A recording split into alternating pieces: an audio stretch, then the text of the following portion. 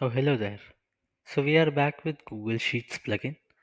So now I'm going to show you how to update a value in your spreadsheet. So if we go to the demo, this is the form where I have to give the ID of the spreadsheet. So I'll give the ID, then this is the range where I'll be updating the values. So this is the sheet 1 where E2 and F2 cells will be updated. So this E2 and F2 are both in a same row. So that's why the dimension will be rows. If this will be E2 and E3, then it will be in the same column. So this should be columns. But now it's E2 and F2, which is in the same row. That's why it's rows. So now comes the value. So values, where if we have given two values here, and it should be in the same row. That's why I'll give one more array.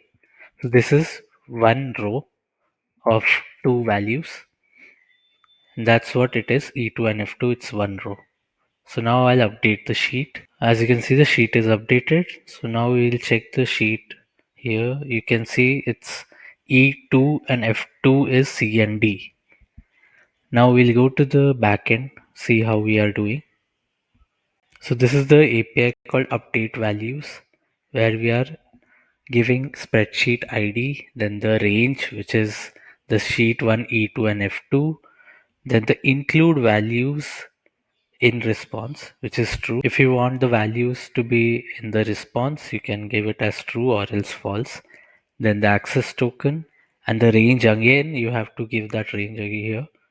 Then the dimension, which is rows, and the values. So this is how you update a value in your spreadsheet. Thank you.